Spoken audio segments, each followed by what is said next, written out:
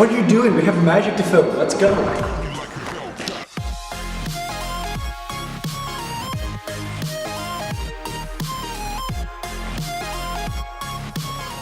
Okay, so you're gonna tell me when to stop. Okay. Stop. Right there? Do you want that card or that card? The one that you're left on is on. This one? Yeah. Okay. You're gonna take a look at that card. Okay. Yep. You can actually hold on to that card. Alright, perfect. If I spread the deck, you can put the card anywhere you want in the deck. Okay. Satisfied? Yes. Okay. I'm not gonna do any false shuffles or false cuts or any of that crazy mumbo jumbo. I'm gonna leave your card right in the middle of the deck. Okay. Now, a common thing that a lot of magicians like to do, especially table magicians, is they like to spread cards and then flip them all over like that. Okay. So we're gonna take it a step further. We're gonna get a little crazy. I'm gonna spread all the cards and we're gonna flip it or we're gonna stop it halfway like that. Okay. Okay? It's kind of beautiful looking. It is actually kind of cool. When I was little, my brothers and sister and I, we would set up dominoes all the time and then we would film us knocking them down. So you're gonna knock this over like some dominoes. You're just gonna push right in the 5 spades there. Alright.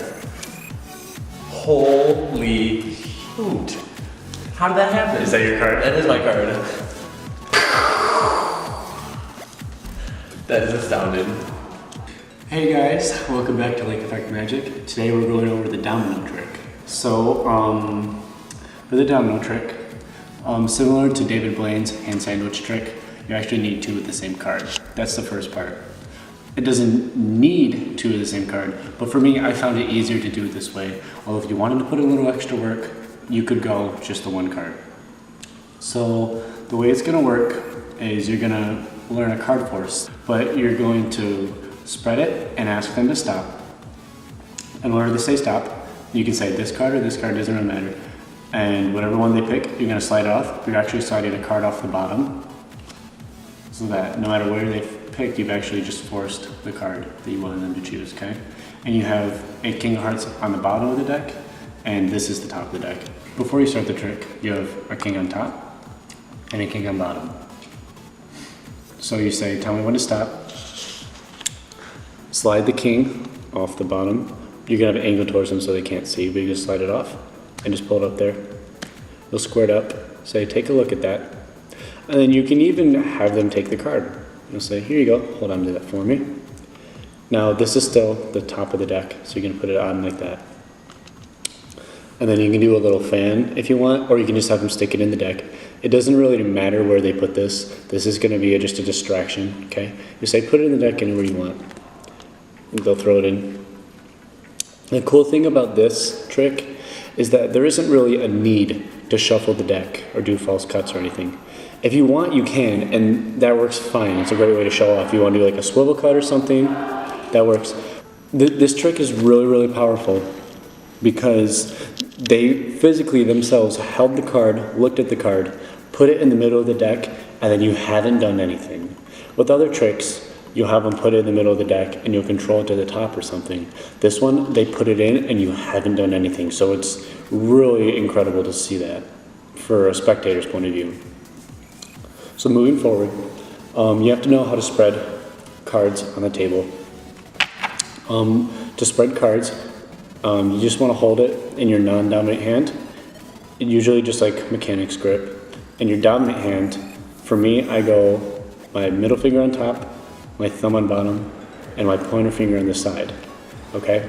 And when you spread it, for this particular spread, you're gonna want it underneath your hand. So you're gonna take it, and you're gonna leave your fingers underneath the cards, and you're gonna put a little bit of downward pressure as you move sideways, okay? So just practice spreading the cards. Sometimes it's gonna be easier with a slicker deck, sometimes it's easier with a slightly more worn deck. It's something you're gonna wanna practice. Something you want to pay attention to while you're spreading these is that you don't want to show that King of Hearts that you have on top of the deck still, okay?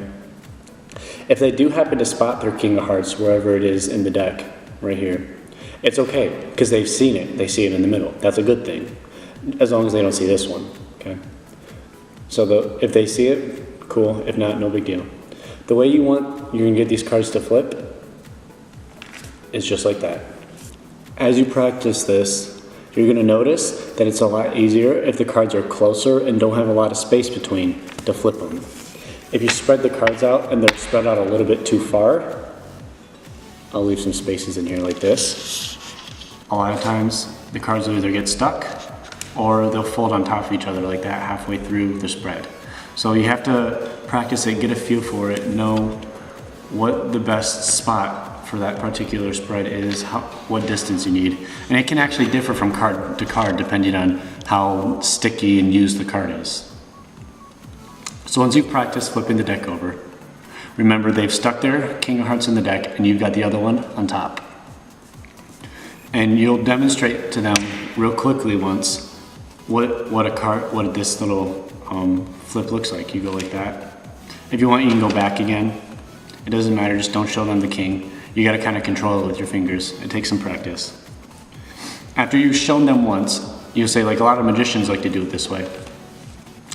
Then you're gonna flip the deck over. The first time you did it with the cards face up, now you're face down. You spread the cards and you tell them, I'm gonna do things a little bit different this time. We're gonna send it like this, a little force of magic to search for your card, and we're gonna stop it halfway, just like that. Now this is their card because this one was on top of the deck. Here we go. So when you spread these cards, you're gonna really want to pay attention to where you place this card. This card is the King of Hearts, their card, or the fake one, the extra one that you have. And the placement of it, if you just leave it where it is, the whole deck's gonna flip over and leave it in one spot. If you flip it on the end, all the cards flip on top of it, and it's still face down, but nothing has really happened. So you have to find a sweet spot for the card.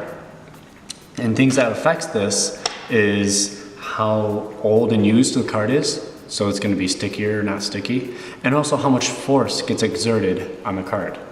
You're not going from end to end on your own. So when you practice finding that sweet spot, you have to practice it first setting up the cards, and then over and over again, just touching it, because the spectator is going to touch it like dominoes. They're not going to whip on it, and so you have to account for that because it has a different amount of force based on how long it is, how sticky the card is, and how hard they push on it. So usually you want it at about the halfway point, and when you push,